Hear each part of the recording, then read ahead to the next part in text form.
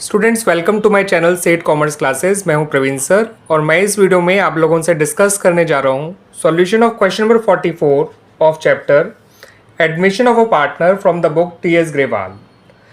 ये question number 44 जो है बच्चों कुछ इस तरह से है कि आपको दो पार्टनर्स गिवन है जिनके नाम है एक्स एंड वाई, जो पहले प्रॉफिट शेयर किया करते थे आपस में इन द रेशियो 3:2।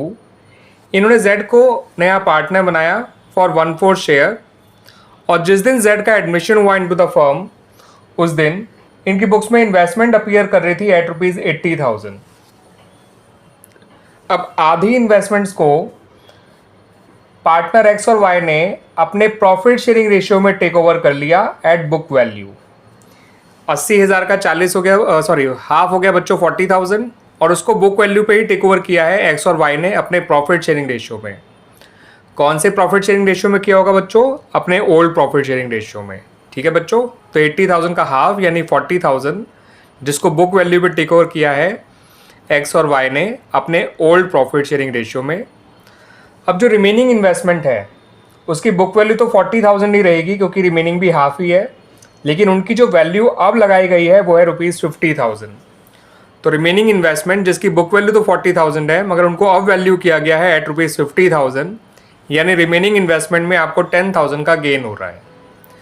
आपको इतनी इन्फॉर्मेशन पे बच्चों नेसेसरी जनरल एंट्रीज बनानी है इन दिस पर्टिकुलर क्वेश्चन।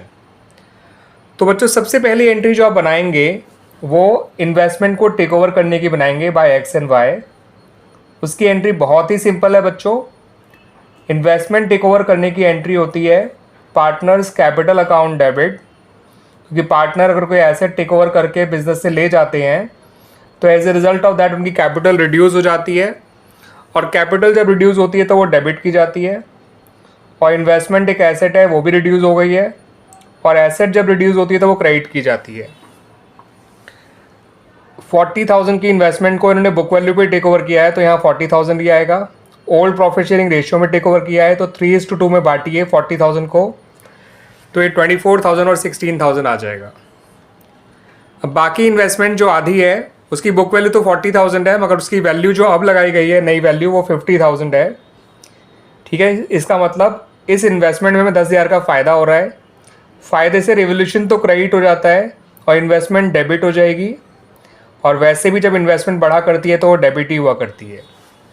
तो इन्वेस्टमेंट जब इंक्रीज़ होती है तो उसकी एंट्री बनती है investment account debit to revolution account.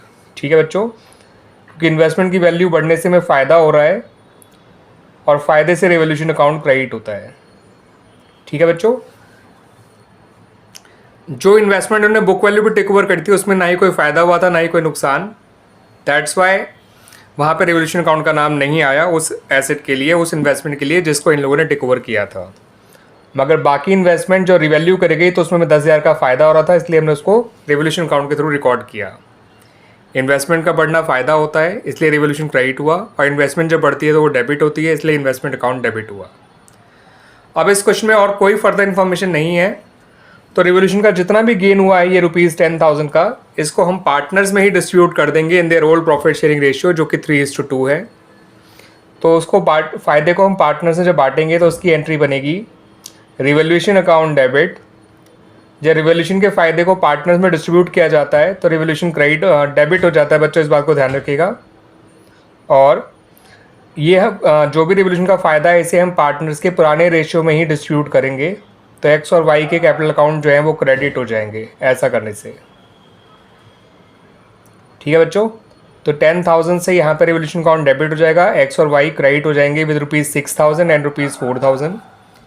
हमने इस 10,000 को इनके पुराने प्रॉफिट शेयरिंग रेशियो में डिस्ट्रीब्यूट किया है जो कि है 3:2, और इस तरह से हमारा ये क्वेश्चन बच्चों कंप्लीट हो जाता है। ठीक है बच्चों, आगे समझ में सॉल्यूशन।